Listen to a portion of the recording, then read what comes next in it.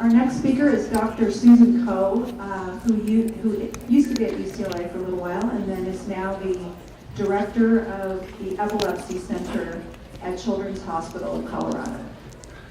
And she's going to discuss the difficulty of reading post-hemispherectomy EEGs.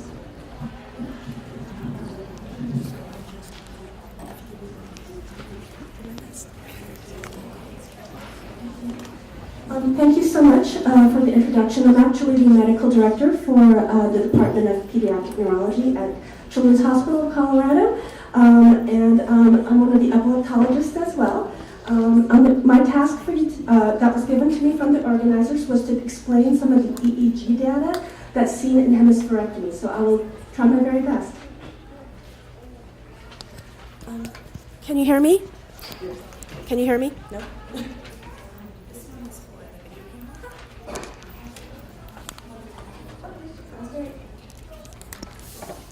I'll try my best here. Okay, good, that's fine.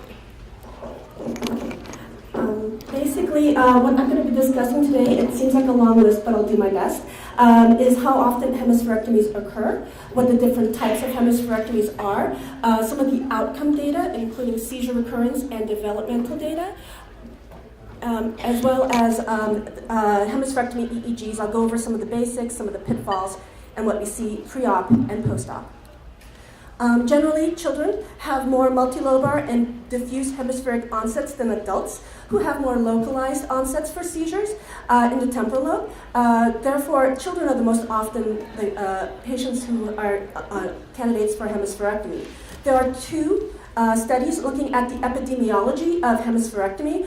One is using the National Inpatient Sample Database over a 23-year period, and they found 304 hospitalizations for hemispherectomy, and they inferred or extrapolated that could be up to 1,611 hospitalizations in that 23-year period. Another study used the National Kids Inpatient Database over 9 years, and they found that there were 552 hemispherectomies in that database, which is of children's hospitals, with an incidence increasing over the time. In addition, the cost of hemispherectomy is also increasing over time, and it was also found that hospitals who do more than one hemispherectomy a year tend to have better outcomes, less morbidity, less mortality, than those who only do them rarely. So it's important to probably go to an established pediatric epilepsy center. There are different types of hemispherectomies. 3 types are usually performed. Anatomical hemispherectomy, where you remove all the tissue from one hemisphere, leaving the deep structures behind. Functional, where you remove some of the tissue, like a temporal lobe, a frontal lobe, and then use a scope to disconnect the rest of the tissue from the other hemisphere. And in hemispherotomies, which only requires a minimal tissue removal to get the scope in, and then to remove them, the commissures or the connections. The great things about having less of a tissue removal is that there's less blood loss. As Dr. Handler was pointing out, there's less hydrocephalus. There is rarely a condition called hemosiderosis, which is where a communicating membrane is attached or involved in the ventricular system, and there can be increased issues with headaches, sometimes progressive gait disorders, and cognitive decline, and some kids will die from that, but it's pretty rare. There's also microhemorrhages that occur just because there's a lot of veins and vessels that are in that might not have as much support in an anatomical hemisphere, and they get a little stretched and strained, and they might have little hemorrhages that occur during that time. The problem with all of these less tissue removal hemispherectomies is that you might not disconnect somebody completely. And this is especially seen in infants who have very small structures. And it's really hard for the neurosurgeons like Dr. Handler to be able to do that. So this is a picture, and I'm sorry, I might lose you, but here we go. Can you hear me? Okay. Well, I'll try to. Basically, this is a picture where the whole hemisphere is out. This is an anatomical hemispherectomy. Compared to someone who has a functional hemispherectomy, basically, the little dots in the back, in the purplish row there, are the areas that are taken out, and things are finally, things are disconnected by scope. So what is the outcome data? Well, first of all, we have to make sure someone's actually seizing, because unfortunately, non-epileptic events, which are conversion disorders, psychiatric conditions, can occur after surgery. That has been seen in the literature. So that's one of the issues that might masquerade as a seizure after surgery. The other issues are obviously conditions where there might be odd eye movements, odd movements or tremors that can happen, especially with anesthesia in our kids, and that's right after hemispherectomy. So sometimes we actually might not have a seizure and might be called a recurrence, but it might not really be a recurrence. And an EEG, especially one that has a video camera associated with it, might be really helpful to determine if someone's truly seizing after hemispherectomy. The other two main reasons why someone might have seizure recurrence is that someone might not be completely disconnected, meaning the hemisphere is still talking to the other hemisphere and the seizure can spread. Therefore, it's really important for us to do an MRI scan and an EEG if someone is still seizing after surgery to see if that resected area is truly disconnected. Again, young infants tend to be more of an issue than the older kids because it's so hard to see those structures. The other concern why someone might have seizure recurrence is that there's bilateral disease, meaning that the hemisphere that's left behind is epileptogenic and will start to seize. This is especially true for some conditions or etiologies, such as hemimegalencephaly, or malformations of cortical development, such as cortical dysplasia. Sometimes there's microscopic changes in the good hemisphere, and that will become active after you take out the hemisphere that originally was thought to be the problematic hemisphere. And it's just really hard preoperatively to evaluate somebody and make sure that the hemisphere is truly localized to one area. There's also possibly subcortical involvement, or there could be a progressive disease, meaning that sometimes we might do surgery unbeknownst to us that someone has a genetic condition, and actually that surgery is from someone who has a genetic condition, and that will affect the other hemisphere. Things like that can happen. There are several studies that look at outcomes, and it's been thought that it's about 62 to 73% of patients can remain seizure-free after hemispherectomy. Again, the main issue or prognostic factor is if the good hemisphere is involved in the seizures, or if there's diffuse involvement. Again, that tells us that there's a potential that the other hemisphere, which is that non-resected good hemisphere, might be problematic later on.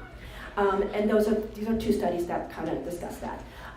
There's also issues, obviously, if you have a condition that is a malformation of cortical development or hemimegalencephaly, that also can potentially have microscopic issues on the side that's left behind, and we can't tell without pre-op evaluation, and so therefore they're more prone to seizures. Developmental outcome, I know it's a busy slide, so I hang in there. It really depends on seizure freedom.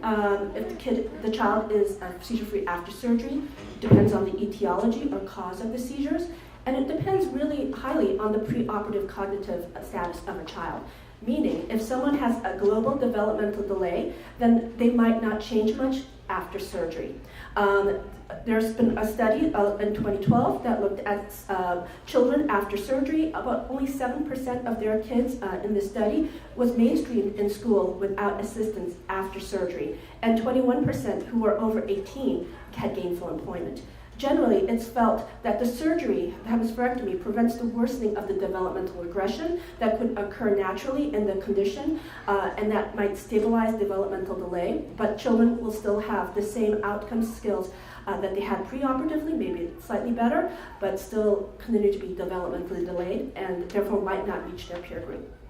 Again, factors that might make things a little bit better might be things like if the etiology or condition was something that was acquired, meaning a stroke rather than a malformation, if someone's seizure-free off of anticonvulsants, or if the good hemisphere looks like it's not involved in pre-op testing.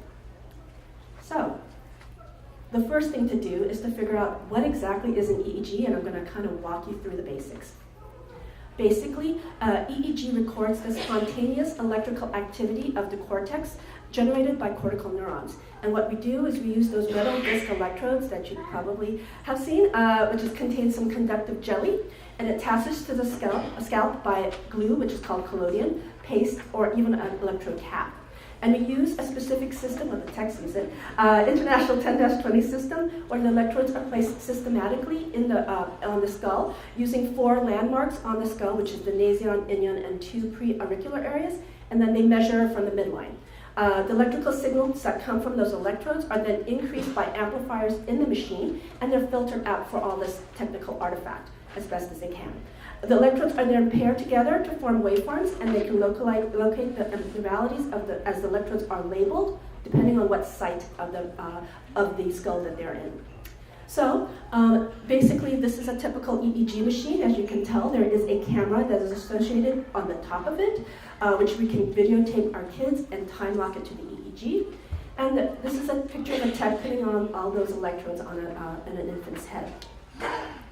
Again, they use this International 10-20 system, which covers the skull in a systematic, measured way. And we come up with these little squiggly lines, which is very hard to read, I know, but they basically are, I'm going to walk over here. I'll use a laser. So basically in the red is the different electrodes, they're labeled. And then we have these little vertical lines here, which are every second that's going through with the procedure. And then these squiggly lines we measure every second in terms of hertz, frequencies, waveforms, bumps. There are many different types of EEGs. You probably have lots of these. One is a routine EEG that's done in a routine outpatient lab for only 20 to 30 minutes. There's an ambulatory EEG, which you take home. It's a backpack, basically, that you have for 2 to 3 days sometimes. Continuous EEGs can be done at the ICU. This is for very sick kids, basically who are in coma or in status. And they use, there's a program in it that will basically compress time and look at frequencies. You can tell if somebody is in deep coma that way, or if someone might be having a whole bunch of seizures. There's a long-term EEG monitoring in an epilepsy monitoring unit sometimes, or maybe at bedside. Basically, these are the EEGs that are associated with the camera. There's magnetoencephalogram. This is a specialized type of study where we look at the magnetic fields that are generated from the electrical impulses. It is usually only about an hour or so of a recording, so it is not capturing the actual seizure. And basically, it helps looking at it the signals in a different way, so that we can look at deeper brain structures and stuff and see if that's where the seizures are coming from. Then there's several different types of intraoperative EEG. This is the intraoperative EEGs. Obviously, on the top row is a subdural grid, which is where electrodes are implanted in plastic and placed directly on the brain itself. And we can tell either during surgery what the background looks like, or have them implanted and then on an ICU or a monitoring unit, showing where the seizures are coming from in exact electrodes. And also we can stimulate those electrodes directly with electrical impulses, which can then tell us what the function is right below the electrode. That tells us if someone has language in that area, motor skills in that area, visual skills in that area, and we can avoid those areas when we do surgery. There's also depth electrodes, or stereo EEG, that's now becoming more prevalent. That's the pictures on the lower half. And this is where we put depth EEGs inside the brain, fairly deep, and we can monitor deep structures that way. Because again, those subdural EEGs don't really monitor those deep structures very well. The next slide here is a magnetoencephalogram, or MEG. This is showing that there are dipoles or spikes, which I'll talk about in a sec, coming from very deep inside using that magnetic field. It's usually superimposed on an MRI scan, which is really nice for people to be able to read them. So what does that report mean? Well, there's basically two things us EEG docs look at. One is slowing, and that's where the vertical line each second, we look at the number of bumps somebody has on their waveforms, and we can tell if it's too slow for that age of the child, or if there's flattening or slowing in one specific area compared to the other, which tells us that that brain underneath is not working as well as the other parts of the brain, or it can be seen in lesions and things like that. The other thing that we look at is spikes or sharps. These are pointy little waveforms, which I'll show in a second, that tells us there's irritability in the area, and that will then give us a suggestion that there might be a potential for seizures to occur from that area. However, those spikes are not seizures. Seizures are actually a progression or an evolution of spikes or rhythmical slowing with time. And so therefore, someone who has spikes doesn't mean that they have a seizure. You can tell where the seizure originates because the electrodes where it starts is labeled. So basically, this is an EEG of somebody who is a normal, awake 10-year-old boy. There is, on the yellow here, each of these are vertical lines, as I said before, is a second. We count all those little humps there. That tells us if somebody is slow for age or if somebody is not, and it kind of gives us a little bit more information about the status of that child. This is the spikes that I was talking to you about. There are these little very pointy kind of waveforms that kind of stick out, and we can tell from where they're coming from. This is throughout the brain. So if somebody has a generalized seizure condition with this kind of EEG pattern. Unfortunately, EEG is not a foolproof. It's definitely got a lot of pitfalls and errors. EEG really is, for a routine one, is only a random time sample. You might miss epileptiform discharges like spikes and sharps in that 20 to 30 minute period of time that we're recording. In kids who have seizures, we might only see abnormal EEG discharges in about half of the time with a first time EEG. So again, it's not foolproof. In kids who are normal without seizures, they might actually have spikes, and that doesn't mean they have clinical seizures. They just might have a family history for seizures. With people who have frontal lobe seizures or temporal lobe seizures coming from the base of those lobes, it's really hard for the scalp electrode to be able to monitor that area. Our scalp electrodes are only on our head. That is right down below. And so it might not show spikes, it might not lateralize to one side. There's lots of artifact that can occur as well because sometimes our kids are in the ICU, there's drips, there's monitors going off, so that can make it difficult for us to read those EEGs and might mimic a spike or sharp.